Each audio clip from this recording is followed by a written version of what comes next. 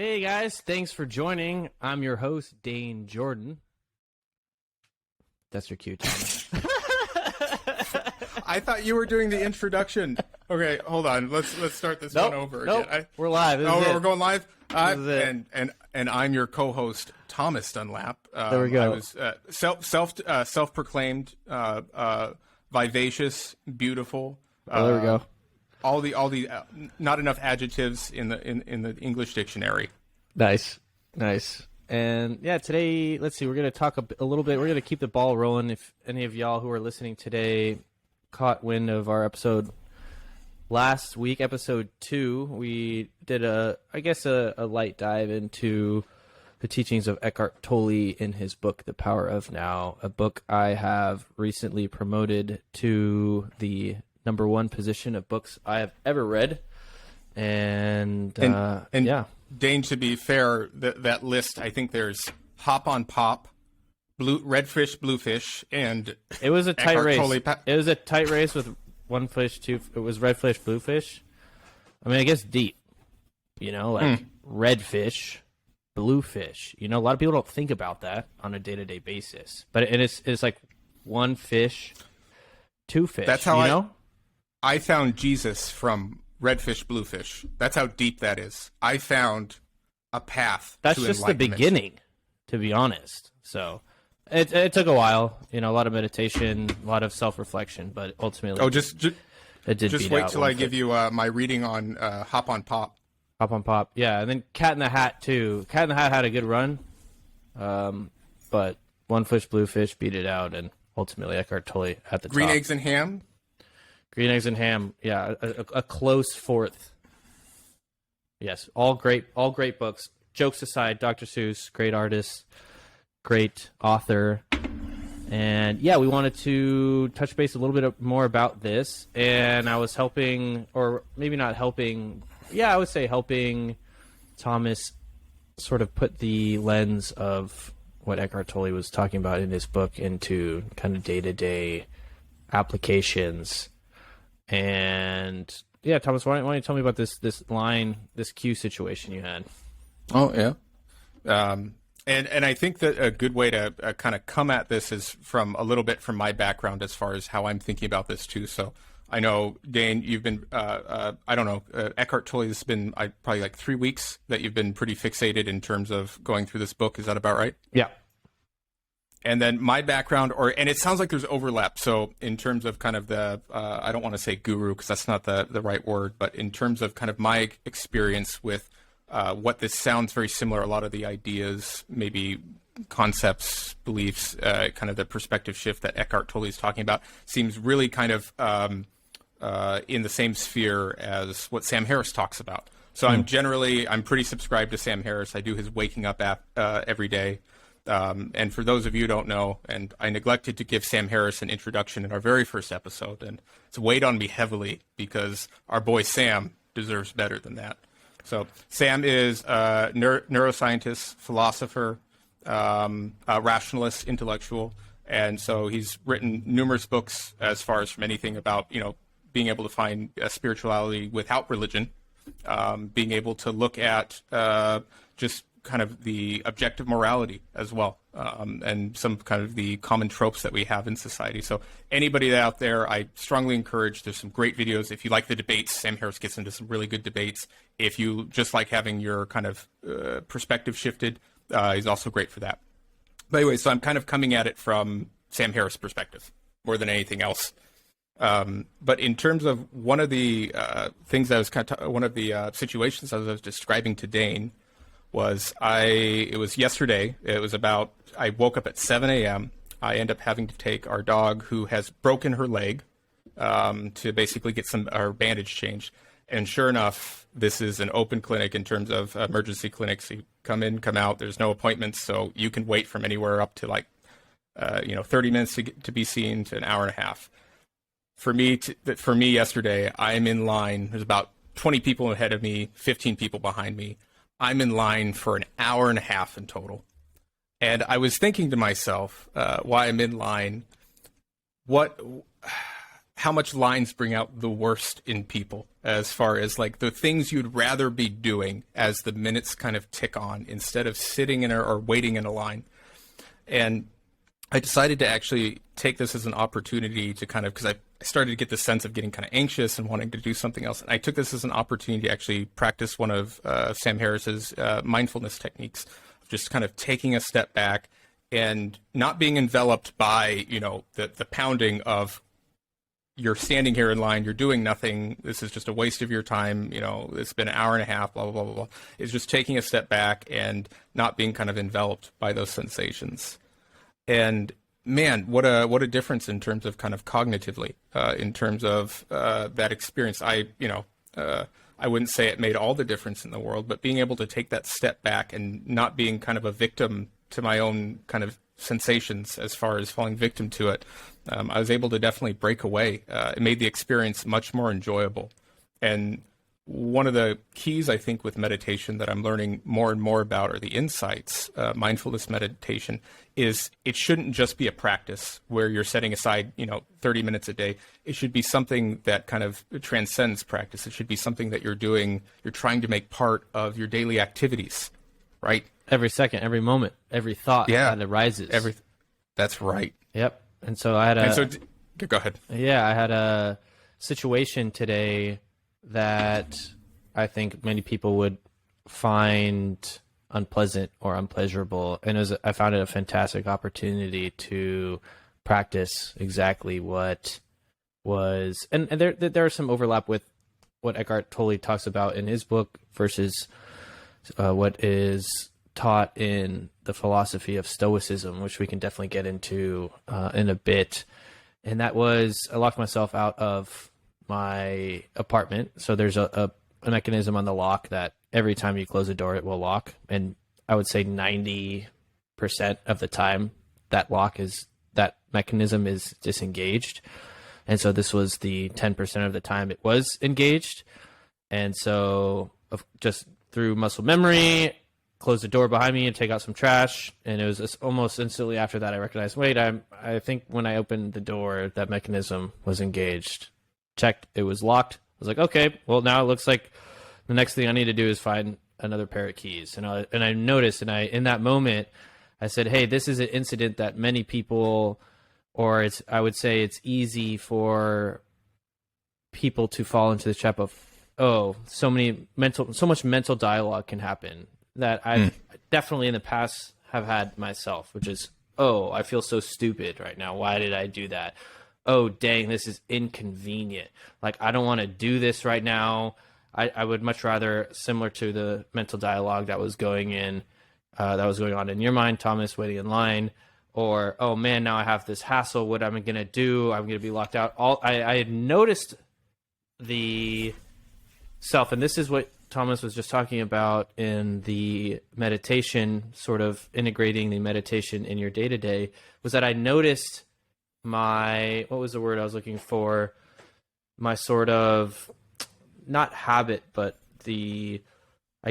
or almost automatic response of these thoughts coming in to my mind. And so like, oh no, that is, all these thoughts are not, and the word that is used a lot in spirituality is like surrendering, is not surrendering to the experience. You're saying, and that and when what that means is like, you're fully accepting that you are locked out. I'm locked out in my room, and that is where you are right now, because it's like, oh, I'm so stupid. Like, why did that happen? And then it also brings into the time aspect of it too. And this is an interesting paradigm that Eckhart Tolle talks about in his book, is that time is an illusion. And this is something that I think was at odds before we went live, that Thomas and I were briefly touching base on. But that's where the whole anger part just falls by, is because the future, as Eckhart describes it, doesn't exist, and the past doesn't exist. And a lot of us have the sort of perceived, like if you look at, and it's what's so beautiful about, go ahead. Can I ask, Dane, too, you mean in terms of, he's saying this as like time doesn't exist as a matter of personal time is an experience. Illusion is the exact phrase that he is verbatim. Time is an illusion. But it's not a truth claim about time as like how physics or science views time, right? We're not talking about it as like a truth claim, more from like a personal, the subjective experience of I. More of an experiential. Yeah, experience. Perfect. Yep. I just want to make sure that's clear too, so that I know that's one thing I get caught up a little bit too with Sam Harris, and he's good about prefacing that, where he's talking about it as a matter of fact of personal experience, as opposed to, because he knows, being a neuroscientist, he knows that the claims he's making, if somebody just tries to apply that scientifically, you go, that doesn't make any sense, right? That falls short. Right. So yeah, because it's yeah. So passive illusion, and that's where like, oh, I can't believe I did that though, and you bring that to a broader scale, because that's like a large affliction many people have to this day, is defining themselves based off of what has happened in the past. Like, oh, I've always been bad at A. I can't believe I flunked this B. Oh, I can't believe I lost this competition C.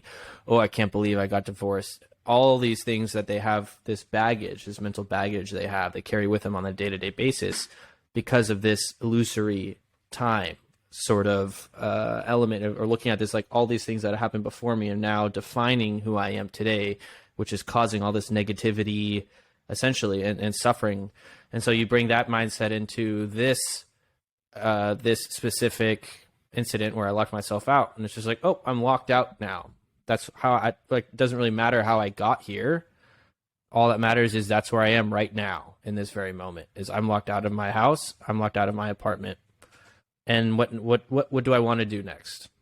I'd like to get back into my apartment. There's recognition that desire is intrinsic upon like living in a human form. Like we have wants and desires, and like that's a natural thing to have. But recognize that if there is something that you want to do that you can act upon, that is not not done out of a desire to feel like, oh, I feel so dumb, until I go back into my apartment, I will feel better, right? Like that would be, I would say, another sort of trap, like, oh, until I'm back in my apartment, I feel dumb, or I feel stupid, or I feel like I'm not being productive, or whatever, this to derive this sense of value out of being in a specific place or having done specific things.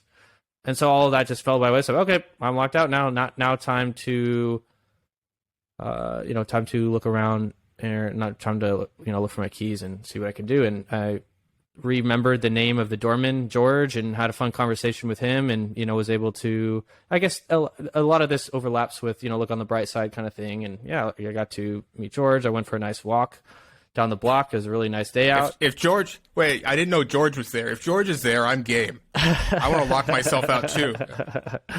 That was great. He helped out, and I got my keys in a matter of like 15 minutes or so. And then, I was able to contact my realtor, who, through George, who then had sent George my roommate's number. And I was like, wow, how awesome this support system we have going on, where Mark, who was willing to help me, has no bearing on his life whatsoever. He already, he already made the deal. Like I already signed the lease. Just purely like appreciate the generosity that comes out of both George and Mark, who at no point in their time through their jobs or well-being have any effect on the outcome of the situation. And that also, yeah. I was just going to add to that. So that's, I was thinking about the gratitude, yes. Right? Yeah. And easy, I shouldn't say an easy way. One of the ways that in kind of events like this, where you're saying, fuck, how unlucky can I be that I'm going through whatever the event is, whether how small or big it Woe is, is right? me. Yep. Woe is me. This is the worst so sorry fucking for thing. yourself. Yeah. Yeah. And to be honest, it's really hard to always keep that in perspective. Like this could be a really small thing. It could be a major thing, fair enough. But being able to actually, an easy exercise to do, or that I found tremendously powerful, that it's able to generally flip my mindset pretty quick, is gratitude. How many people would gladly trade places with the Dane that lost his keys? How many people would that be, million times better than whatever suffering that they're going through right now, right? And I know it's a little dramatic to do that in every single situation, but when you're trying to find a way to kind of take a step back, or a means to kind of deal with that suffering in that moment, it really is to be grateful for what it is that you have right now, and to kind of put it in context or perspective. Absolutely. That's been really helpful for me. So when you brought up the gratitude for the realtor being able to, it sounds like you were able to get some help there. That's what I was thinking about. Is gratitude seems to be one of the easier ways for me to do that, to take that step back when I'm in kind of a situation where there's, some kind of being mentally uncomfortable.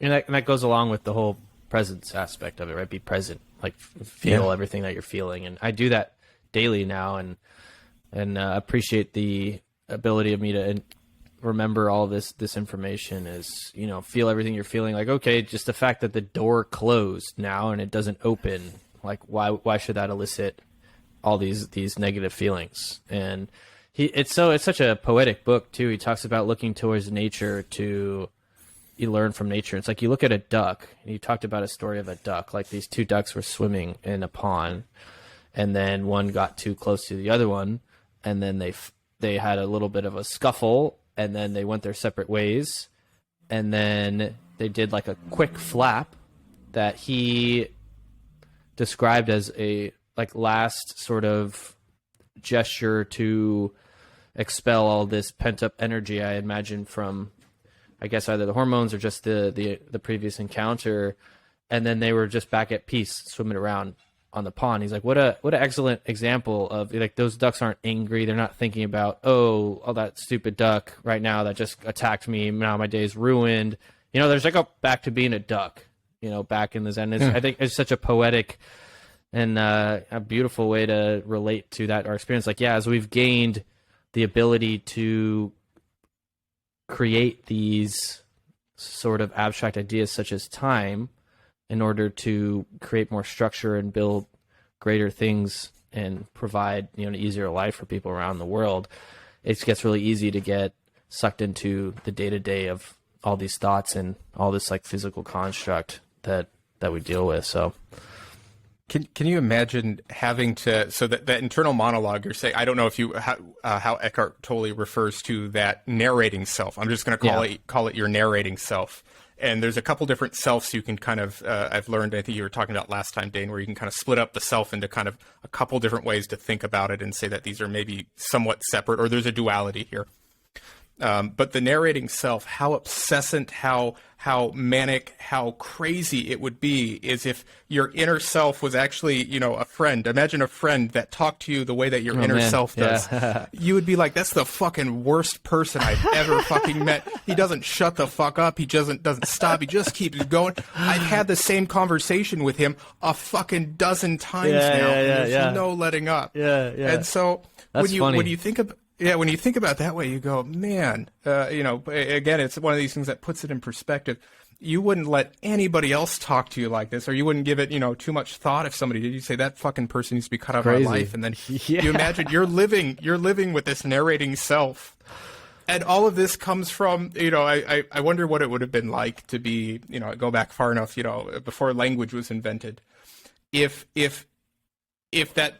I'm assuming those feelings were still there, maybe not in their most complex form or a way to kind of really break them down, but is it because we've taught language that this narrating self kind of gets started? It's kind of this like this motor that gets jump started, and all of a sudden it just perpetuates. It just keeps going, right? It never lets up. As soon as you can actually internalize and have a language that's understood, it just keeps going.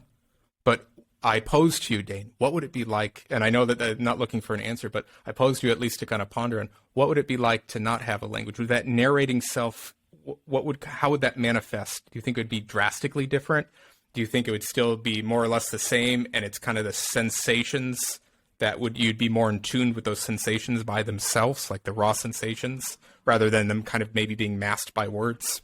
Yeah, and I definitely see the angle you're taking with this is that, the language and words as we are using right now has been a tool that has got us to where we get right now. But who's to say that is the final tool in terms of, what is our goal right now, but to express ideas and emotions through these sounds that we make with our mouth in order to get wireless the OG wireless communication. Yes, exactly. Electronic-less wireless communication. Yeah. And who's to say that's the final tool? And There have been some studies that I don't unfortunately have with me right now in front of me, but in terms of the ability to, gosh, what was it?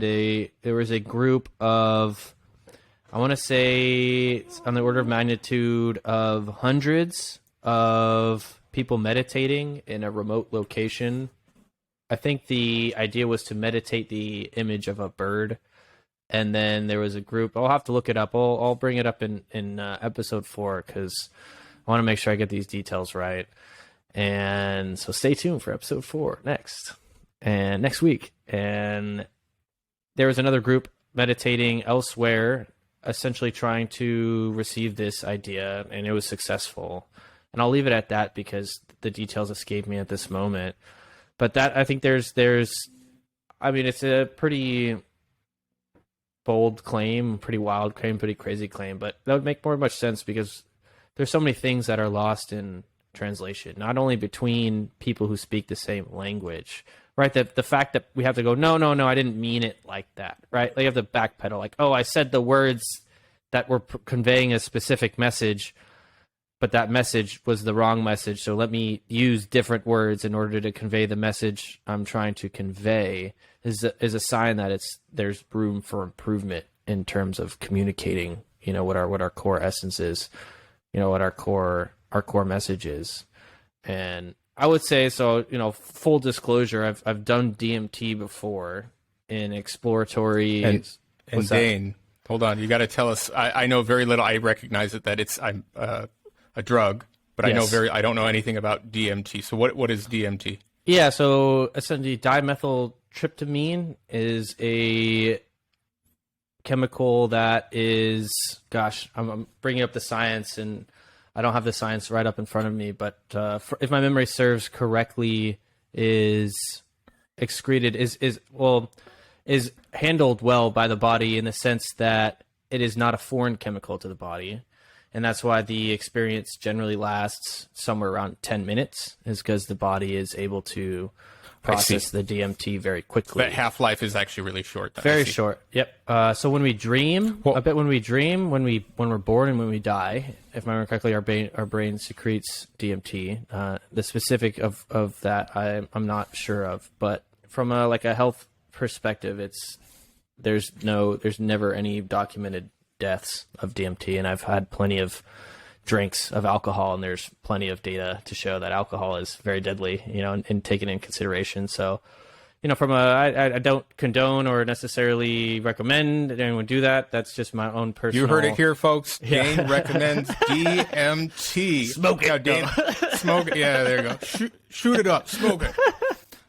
Now, Dane, before you go into it, is there a story? Is there an accompanying story that you would like to share as well with DMT? Yeah. I would imagine that this is, absolutely. so drive your points through. But I wanted to hear a little bit about that experience because I'm very curious about it, and also I've heard quite a bit from others in terms of that their experiences that they have.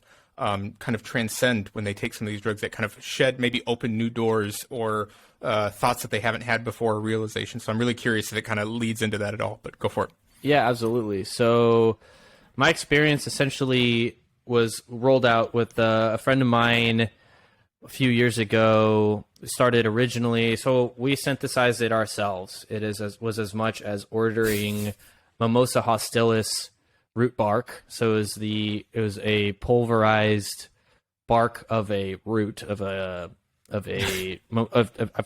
tree, or rather a shrub. I can't remember the exact description, but it was a root and it was bark that was dried up, pulverized. So it was just from a tree, again, or a bush. I can't remember which one. And it's not a controlled. I mean, you can just order.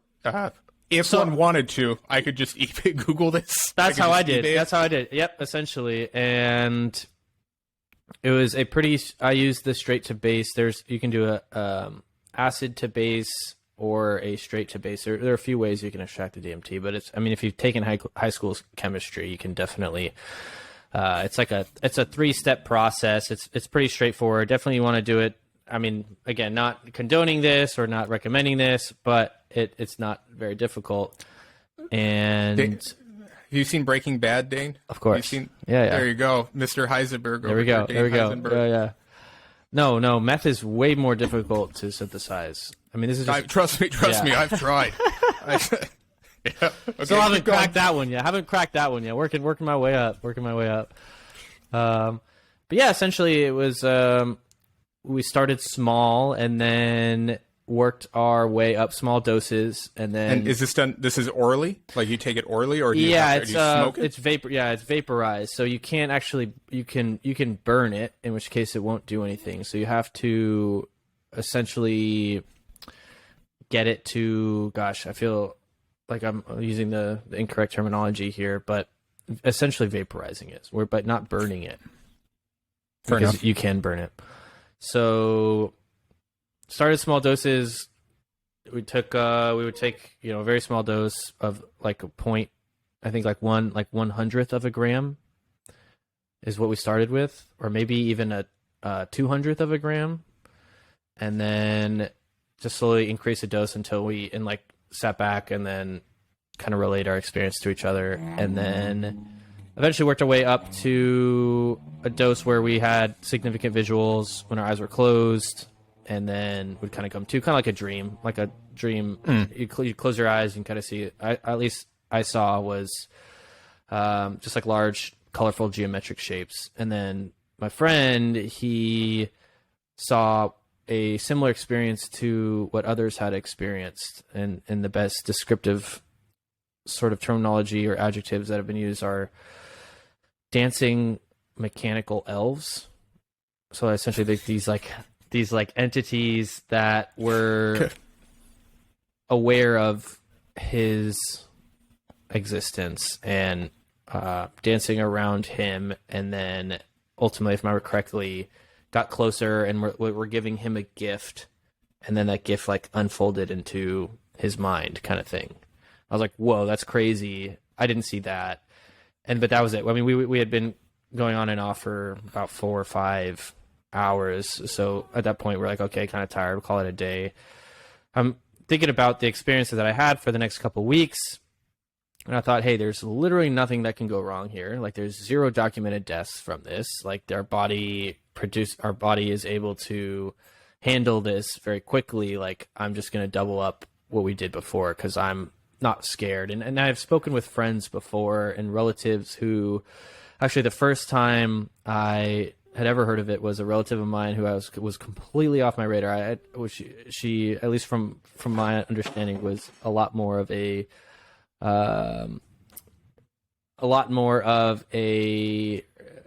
was not adventurous in the psychedelic realm. And then I just heard all of a sudden she did DMT. I was like, whoa, that came out completely out of nowhere, no way. And she was very scared when she did it, and she had talked about being in contact with this entity while she was right after she had smoked it, and the entity said, it's okay, everything is fine, but you're not ready. Like, when you're ready, like, you can come back. And people have similarly expressed. Another friend of mine had done ayahuasca, and he said it was difficult for him to surrender, which I think is so cool, because this is what the whole, tying it all back to Eckhart Tolle, tying it back to Michael Singer and the surrender experiment, is like, just surrender, like, hand over the reins. Like, don't expect your ability to be able to like steer or navigate this. Just surrender to the experience. And I had that. I'm like, I'm ready to go. Like, let's go, let's do it. Like, I don't know, sounds maybe a bit kind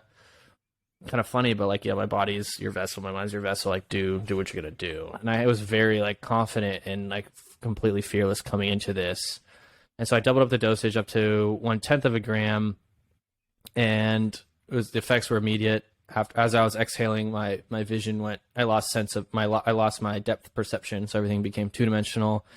The colors all started sort of like melting into each other, like a Picasso painting. Although it was a lot more, not quite as jaggedy, a lot more fluid. And then, yep. Oh, I was gonna say, is it Picasso? What's the one with not the? Picasso. No, it's the one with like the melting clock. Yeah. No, we're the same. Yeah. I'm gonna remember his name here in just a minute. But yeah, I know what you're talking about. Yep. And then the whole sensory or the whole visual experience of of the whole visual component of the experience was no longer the dominant element. What happened then was I felt connected with this sort of infiniteness, like this vastness, as opposed to like a singular entity. And I guess there could be a similar idea of, but it's like a one, I guess perhaps a bit semantic, but like an infiniteness, like an infinite plane kind of deal.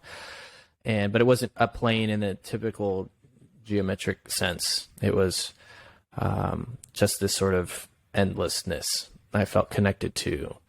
And then, so this is kind of tying it back to where we were before with the idea of, communication without words. These ideas, I started, I guess, receiving ideas or thoughts, and they weren't like dialogue. It wasn't as if someone was speaking to me.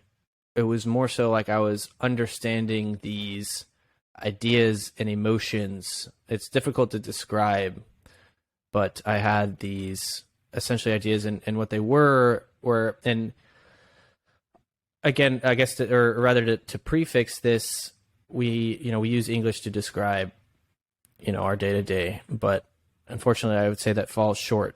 The experience was ineffable, and so I'll do my best to describe the experience, but know that it will only fall short of what the actual experience truly was. And you had to be there, kind of thing. Wherever that is, wherever there is. And yeah, so these ideas were coming through, and the ideas were essentially, what is good in this life, why, what qualities in yourself people appreciate. And I could go down a laundry list of like, do not steal, or like love unconditionally, kind of be bold, be fierce. But again, like me kind of, it sounds almost cliche discussing these traits.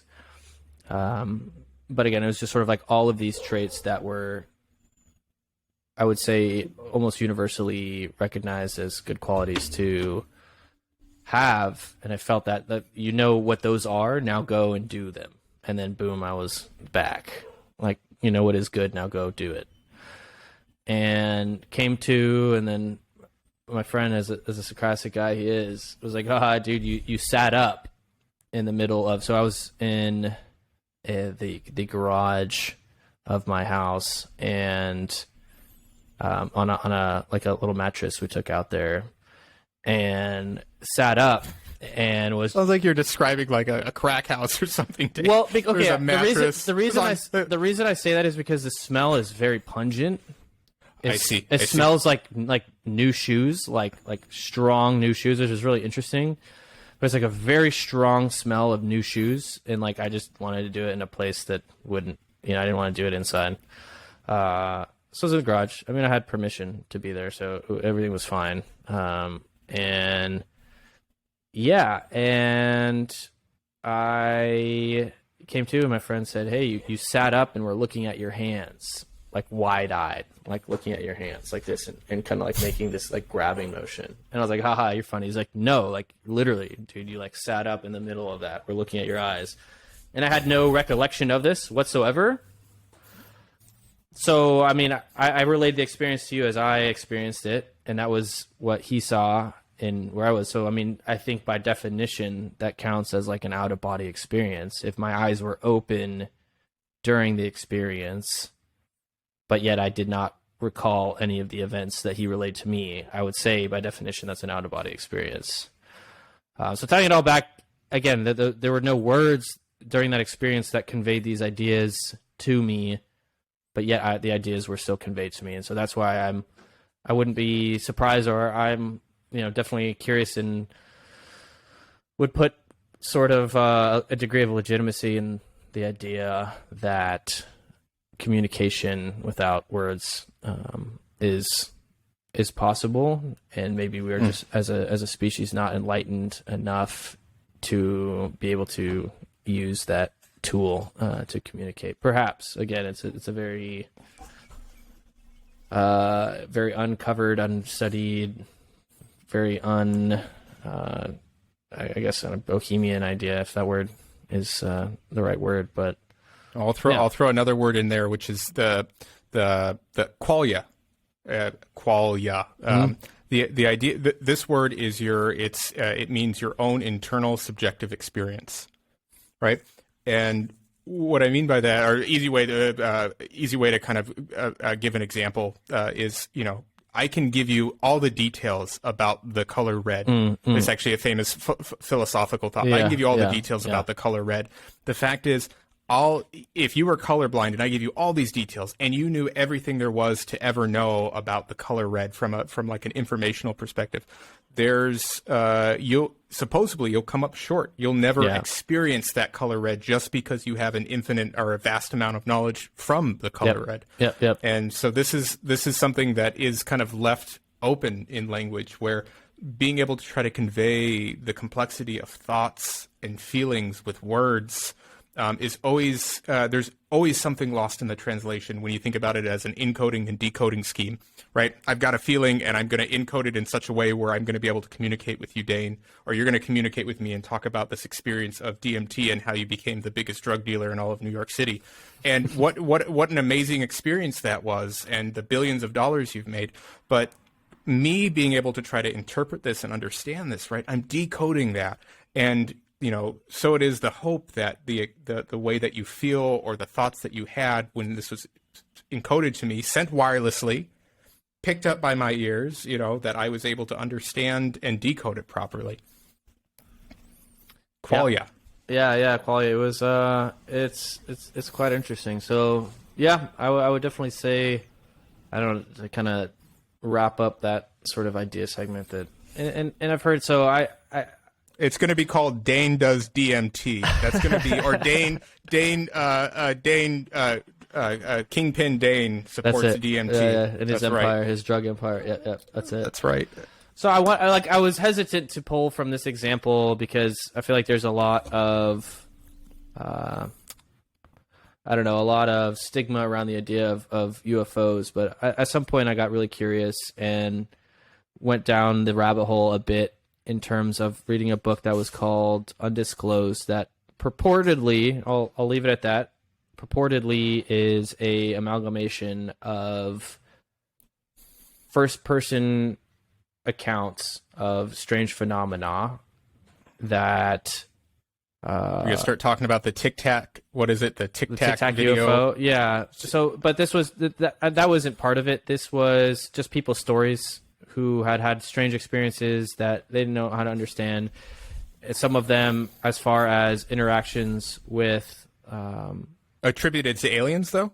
Yeah, well, other entities, other I see. Organic entities, non-terrestrial. So I guess by definition, perhaps the word alien comes is applicable here. But yeah, and one of those accounts had talked about the fact that when was someone in the military. So a lot of these were in the military, which I found pretty interesting because that would make a lot of sense. Like if there's ever an encounter, it's going to be someone in the military, because the military, I mean, not necessarily, but the military controls the most, like who comes in and who comes out, right?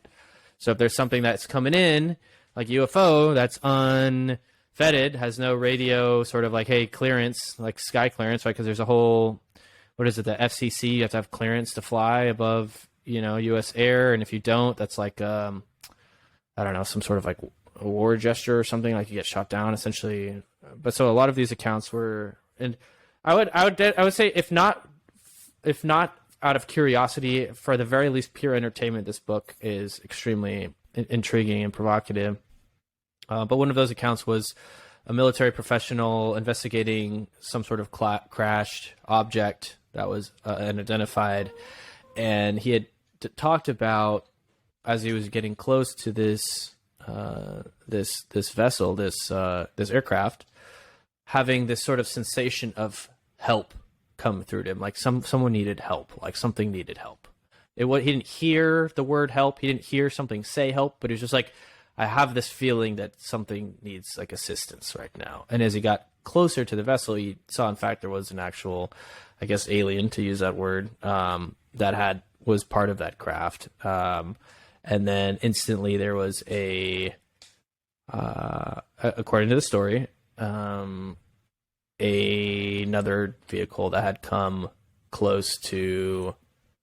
Gosh, the specifics are a tad blurry. I read this book a few years ago. I'm not sure whether or not he had interacted with this other, I guess, organic entity. Let's just use the word alien. I don't know, that word's such a hot button word. Well, and maybe we can clarify it for myself and anybody else that's listening, which is what does it mean in this context? Are you just talking about it as some other kind of entity that's non-human? Yeah, organic, like an intelligence. An organic entity that has an origin outside of Earth that contains some degree of intelligence. I'm gonna let's just use alien. I feel like that's probably the most relatable, whether or not technically correct. Let's call it an alien. I guess I'm just hesitant because there's so much. I remember showing a video to a physics professor of mine of another physics professor talking about potential aircraft designs that would allow these craft to move the way they've been claimed and perceived to move, which is which is essentially non-aerodynamically with no effective G forces, because they have a lot of as it's been relayed, at least, a lot of these extremely erratic movements that if any organic being under the influence, or if there was any organic entity in that side that was under the influence of gravity, they would be just completely pulverized because they're just switching like these extremely aggressive accelerations in, like very tangential directions. Anyway, so yeah, that back to that recount, another unmarked vehicle came up and said, "You cannot go any further. Like, get out of there right now." Took that military professional whose story was listed in this book out, questioned them profusely. What did you see? What did you hear? Okay, if you tell anyone about this story, like, we'll drop you into the middle of the Amazon. You'll never see your family again. And scary tactics kind of thing. Actually, yeah. Why do we got to use the Amazon? Why do we got to shit over the Amazon? Leave the Amazon out of it. Leave the Amazon out of this. It's got enough Siberia, going on. somewhere else. Come on, Amazon's getting enough heat already. Fuck. Yeah, but so that was the story, and so that falls in line with that. Okay, it's a story, right? We can't. There's no. It's an anecdote. There's no. But that idea is out there before that. Perhaps I would say. I mean, if like hypothetically, if this entity or this this alien per se made it to Earth, clearly they have extremely advanced technology, and again, this is a bit of speculation here, but. If they did, they'd have technology. I would say they're more, perhaps even more spiritually capable than we are as humans, and have developed this capability of communication. Sorry, they're more spiritually developed? Yeah, I would say that as humans evolve, like I would say it's almost essential to become more spiritually engaged, right? Like think about all the problems that we would have if we weren't spiritual, in the sense that like if you were just stuck in your mind during that line that said, "Oh, this is so annoying, why am I here?" That's your regular mind coming into play, and you introduce spirituality, which I would say is meditation plays a strong point of that. Take back and recognize that, and like and that allowed you to persevere through that situation. Maybe it's on the more no offense, like more trivial explanation, but like being able to take perceptive of these thoughts and ideas that I think only a perspective of spirituality can do. I don't know, maybe not. Maybe you don't have to be per se spiritual in order to advance society. But I think I'm on the flip side on this one, which is I actually don't think. I think as time goes on, what you'll find out is that that being able to take that time to actually engage in activities, to be spiritual and do meditation, we find, in the day to day, there's less time that we have to do the things because we're constantly surrounded by distractions, right? You constantly have, you have a computer with you, affect you're in some kind of a degree, you're a cyborg, you've got your phone ready to go, you have the access to the World Wide Web. So I bet you, I would be curious to see, but my educated guess is that as time has gone on, you would probably see a decrease overall in spirituality, people actually prioritizing or focusing on that because there's a stigmatism where you couple spirituality, and especially in Western cultures, with religion. Those get basically forced together, right? And I would imagine as we kind of go through time that we'll see that probably lessens. Whether or not that plays an importance, I'm not getting at that piece. I'm not saying that, for all we know, that really is maybe some key to, true happiness, right? Or a meaningful life. Maybe there's some meaning to that. But I would imagine that for me at least, it's harder and harder in terms of as I've gotten older, there's more things to be absorbed. Has it been harder and harder, really? For you personally? Yeah, for sure. I would probably say that, in terms of some of the life events, things have slowed down a little bit more here and there. But yeah, I would say that there's always a distraction, right? So I don't think there's any secret here, or maybe if that hasn't been stated before, but science, physics, anything in the science realm, that's where I want to spend my time, right? That equally fights for my attention it equally fights for my attention as well as anything else. And it is absolutely easy for me to spend an hour, 2 hours reading about whatever, the latest science concepts are, or whatever the latest understandings of the universe are. Like when I got to see, I remember it was at my previous employer when I got the news when they first actually showed the first ever image of the black hole. And then we just had a recent announcement too, where they were actually to see the one in our galaxy. But the first ever image of a black hole that was constructed.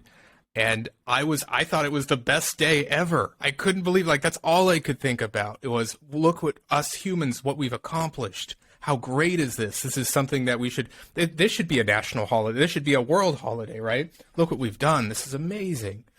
So anyways, my point being is that there's so much in this world, as we start to understand it more and more, there's so much for us to invest our time into. Right. And I bet you could find out there's plenty of scientists who contribute to cutting edge technologies or push that frontier forward that don't really spend any time thinking about spirituality.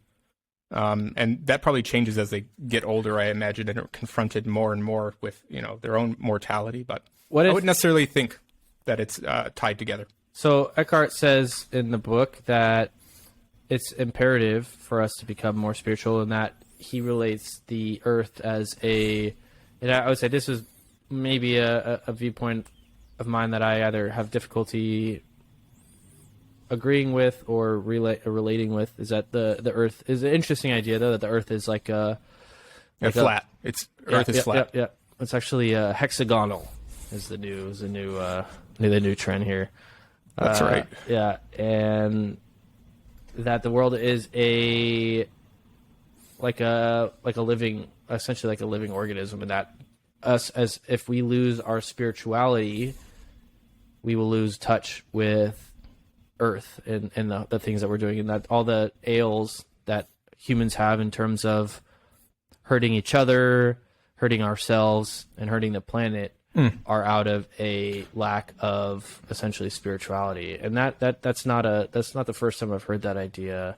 I've heard that idea with I guess shamans, to use that word, in South America, who typically administer ayahuasca, and they say that the West has lost their spirituality. They're out of touch with Mother Nature and Mother Earth, and sessions with ayahuasca help them come back to that realization of hey, we are all these living conscious beings on this planet. You don't necessarily need a drug, but that people that, for example, to clarify, ayahuasca, the active ingredient in ayahuasca is DMT, so same chemical, but ayahuasca is ingested orally, and so it makes its way through the digestive system, which takes a lot longer to ingest the DMT than does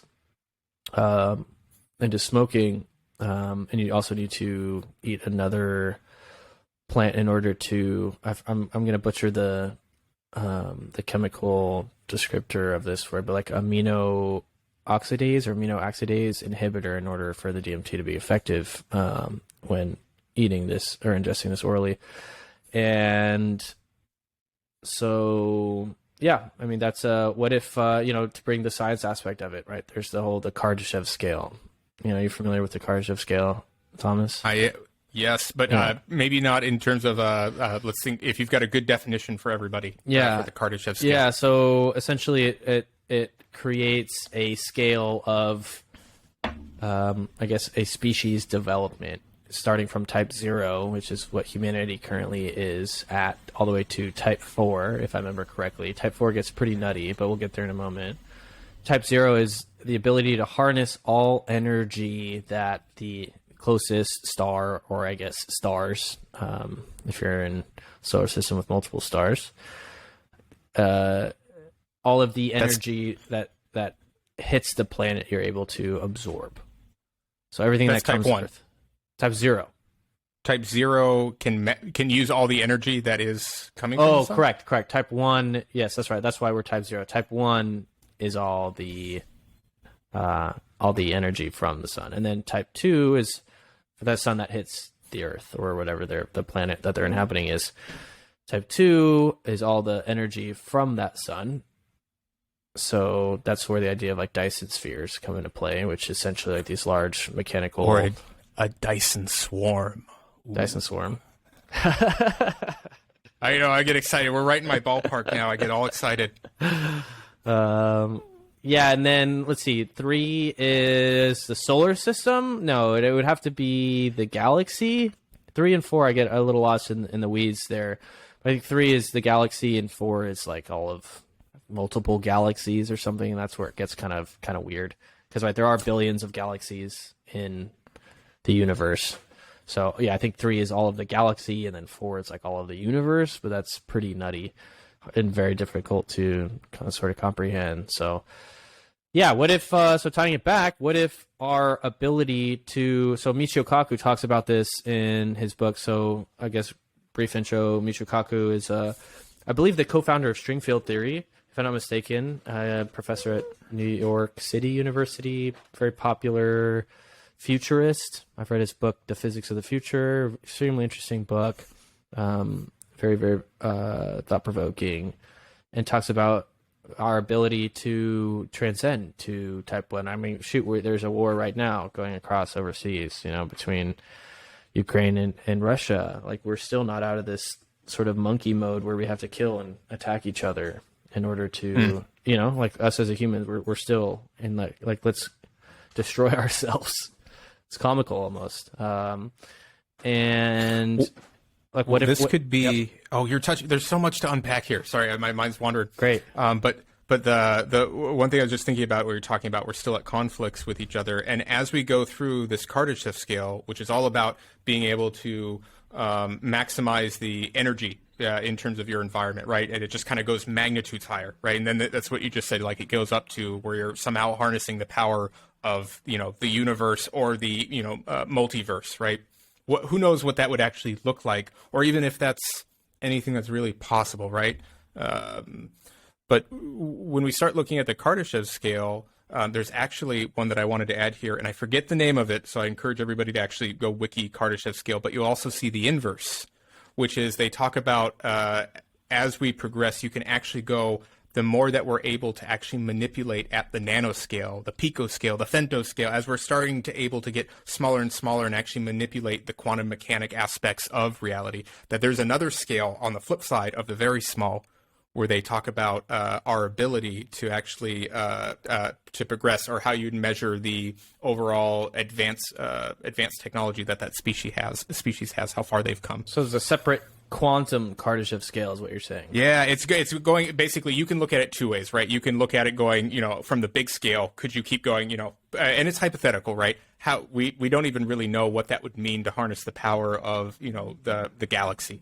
What does that even really entail, or how would you go about that? I'm not sure.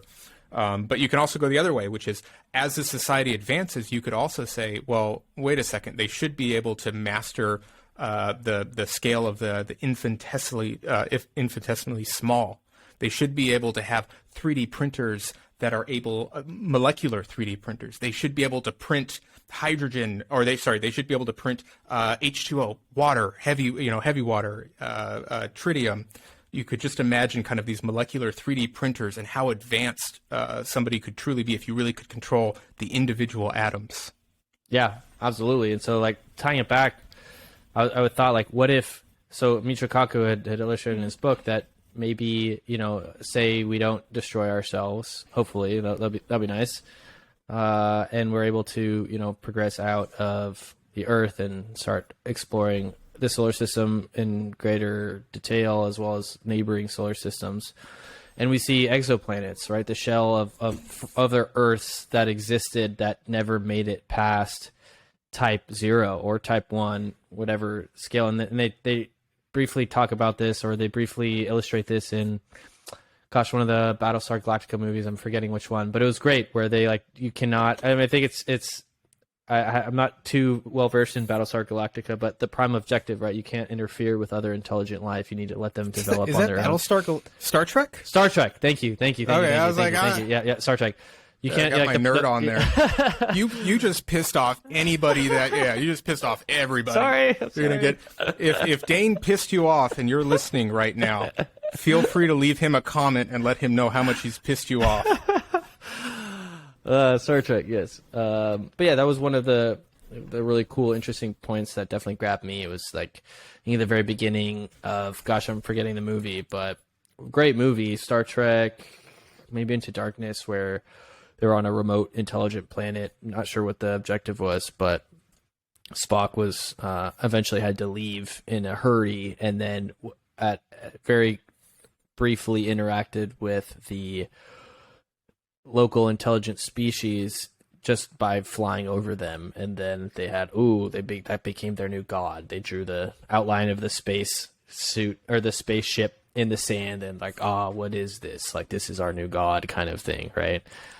And so they talk about that. They illustrate that idea. But what if the ability of us to be able to transcend type 0 and it's climb the scale of either this quantum Kardashev scale, as you've described it, Thomas, or the actual Kardashev scale as it's defined, has to do with our or like must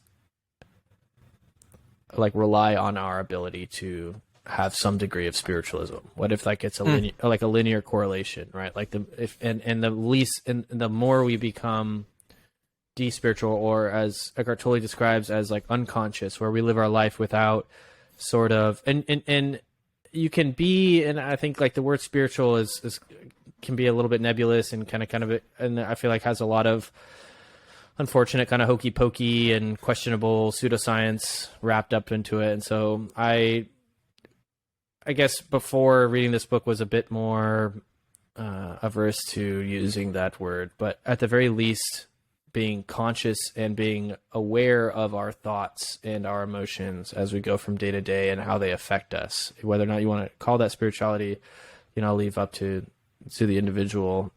But yeah, what if our ability to be conscious of the present, be conscious of how we feel, be conscious of our effect on ourselves and any sort of pain that we bring from earlier experiences or anxiety that we create about future. Like, what if our ability not to tamp that down, like what if life as a whole is our individual lives is a microcosm of humanity as a whole, right? As all of us get more stressed out, as all of us get more fearful and more anxious, humanity as a whole becomes less capable and more likely to annihilate itself.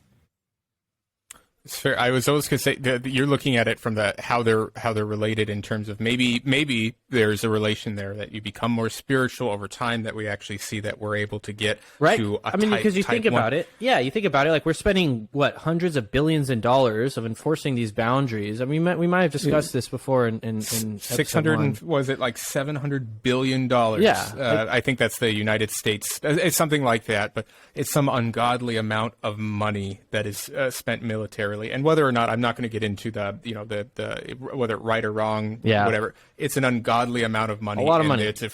it's a fair question to ask too, which is that really the best use of it for a country that has plenty of problems that are, it needs to figure out as well, or the world needs to figure out, or the world, you blow it up even more. Like, think about, okay, like, yeah, $600 billion. Let's just say that's the number.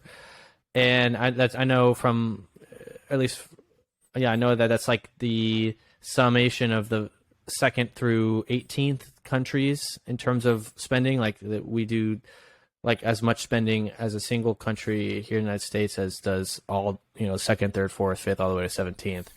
But there's 230 some odd countries. I forget the exact number. But what if all countries no longer? I mean, it's a crazy, wild idea, and I think we broached this topic maybe briefly at episode 1 or 2, I forget. But think about what could be done without that. Let's say hypothetically, like, we no longer need to spend all this money in these planes that sit in a field or sit in a yard and never get used, right? And you can put that towards, better education, better mental health support. And it's just an interesting idea. And like, maybe will aid us in our ability to become more spiritual. Like, right, I'm in a very privileged aspect. I don't have to, I don't live paycheck to paycheck. My primary concern is not, what am I going to eat today, right? Because of the drugs. Yep, because of the drugs. Yeah, drugs played a...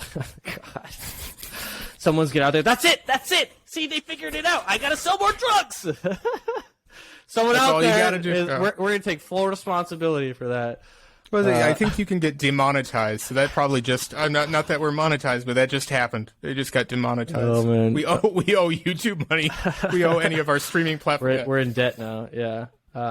Can I add just a little bit of spice to that too, which is so when you look out into the night sky and you think about, I'm just going to throw out big numbers because it's somewhere close to that. Let's say there's, I don't know, in our galaxy there's a trillion stars, or some order of magnitude, something like that. And each one of those stars, let's say that they have a planet or two. Anyways, you do this math and it ends up being, it seems pretty logical to say, well, wait a second, there's got to be life out there. Statistically, man, does this seem like there is going to be other, not necessarily intelligent life. I'm not getting into that piece of it yet, but there's got to be other life out there.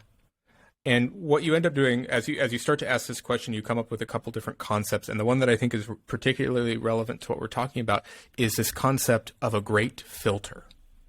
And this great filter, this concept is when we look out into, one of the ways to think about it is when we look out in the night sky and, where the universe is 13.8 billion years, 12.8, 13.8 billion years old, right? Oh gosh, I should know that. Anyways, where is everybody? You are judging yourself again, Thomas. You should know. I know. I should know that. Just like the speed of light, I should be able to do that in kilometers. I should be able to. You should give us 50 decimals of the speed of light, Thomas. Of pi. I'll give you tau too. Right at the same time. At the same time, I'm gonna do on either hand. Yep. I'm going to do either hand. No, just wow. How dare you? Can't do that. Jeez, Thomas. It's a podcast. That's no awkward. one can see my awkward.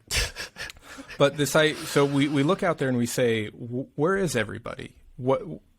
Surely there should be just debris of alien spacecrafts all around us. There should be intelligent life. How is it after the universe is being in existence this long that we're the only ones out there that we see? Space is big, but we see plenty of what looks like opportunity for life to take a hold. So then you start coming up with these concepts called the Great Filter.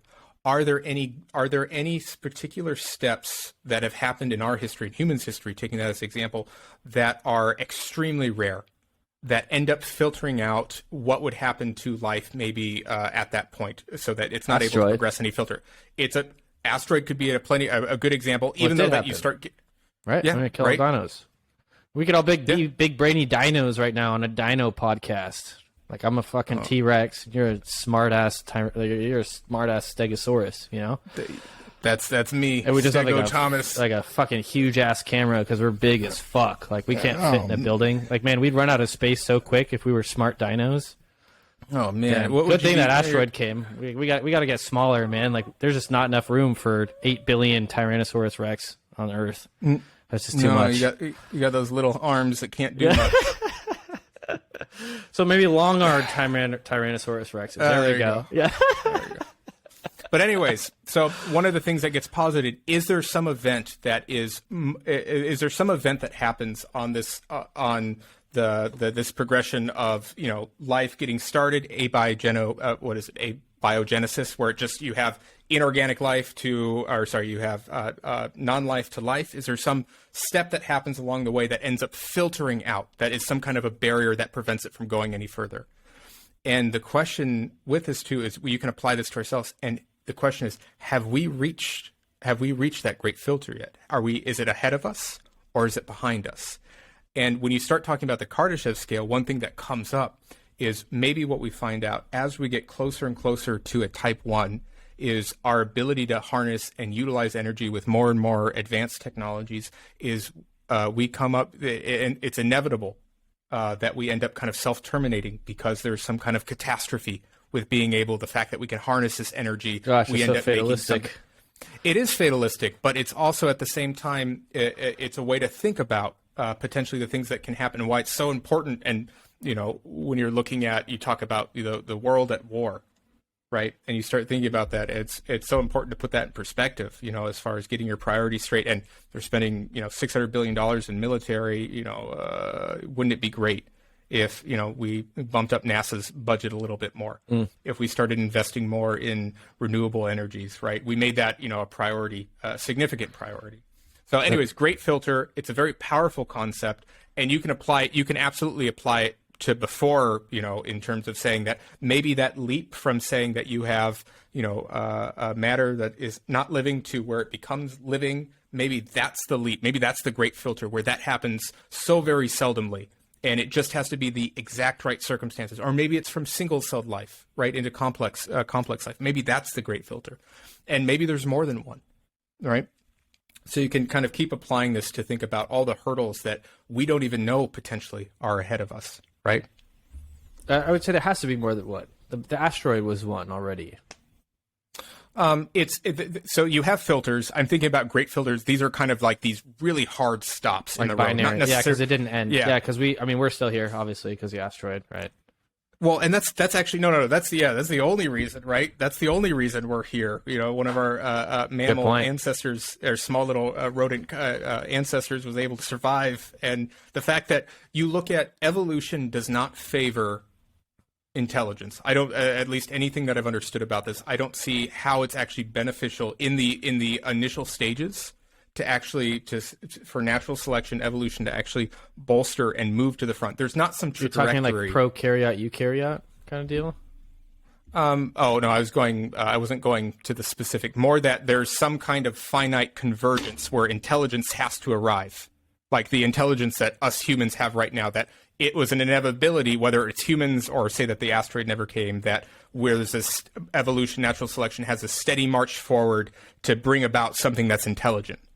Of what we'd say is like a comparable to human intelligence. There's no reason for that. There's no reason that it actually needs to go there. If you actually look at it, the cost to have these huge brains is incredibly expensive. Yeah. You know, obviously now, you know, looking at it from, you know, where we're at right now, it's paid off, you know, to the point where we are the stewards for this planet. We can control it to a pretty big extent. Not completely, but we are able to change it. We can completely wipe ourselves off the face of the earth as well as any other species for the most part, right? But looking at it from that perspective, and you think about how, you know, intelligence has kind of evolved over time, that there doesn't need to necessarily be any reason that intelligence just happens to come about, right, through natural selection. So I think about that too. I think that my best guess is that there is life out there. I really do think that that's probabilistic in terms of that is statistically likely that there is other life. I don't think, though, as much as my best guess, I wouldn't think that would necessarily be intelligent life. Just because I think that I know that alien life is still going to have to play by the same physics that we've uncovered as humans. There's not going to be some new realm of physics that gets discovered where they have completely different rules. They might have found different ways to exploit their resources, different sense organs that we can't possibly imagine. Maybe there's a gigantic blob, different forms of life, silicone life. Who knows? Who knows? But the fact is that natural selection environmental pressures, these are all going to still be factors to some degree in that basically that journey. And if that's the case, then we can actually use this sample size of one that we have to make some general conclusions, to make some general estimates about how things would be. So I'm fairly confident when I say that if we find other life, we can be sure that it's playing by the same rules that we're playing by, in terms of it's not going to have some completely different ways of manipulating physics that have never been heard of, right? We're not going to have some magical particles or anything that defies physics. But what is magic but just the unexplained, right? Mm. Well, no, sorry. Everything that we'd find, it would be explainable. What I'm trying to get is I don't want to get too hand-wavy and say that, look at this life, this completely, this rewrites the whole books about everything that humans have ever done with science. That's not the case. If anything, it'll just further compound and expand on what it is that we know. Yeah. Right? There's a little bit where I feel that there's so much unknown about potentially what we'd find in other life. There's so many unknown variables that it gets a little hand-wavy, where you kind of just let your mind wander and you say... we wouldn't be able to understand it. It's just like us going back 1,000 years and trying to talk about like a transistor to someone. They're like, man, it's going to take a long time to describe the difference between a MOSFET and a BJT to get technical. Like, man, you gotta pull it back like so many layers, and that's like at some point they're like, this is irrelevant to me. I'm not going to use this on my day-to-day basis. Why do I care about MOSFETs or BJTs? Like, I'm gonna go feed my cow. My cow is mooing right now. I was just gonna say. Then you show them, you can have porn on demand on your phone. You show them RedTube real quick, and then they're interested. Okay. Oh, okay. Now I'm listening. I get it. All right, folks. We'll leave you with that visual on today's episode of. Unless you wanted to toss something in there real quick, Thomas. Oh, no, nothing real quick. I could keep going for a little bit here. Cool. Well, we'll definitely touch base and continue on the next episode, but we'll leave you with that amazing visual of showing ancient Egyptians porn on an iPhone, folks. And thanks for tuning in. Take care. See you guys.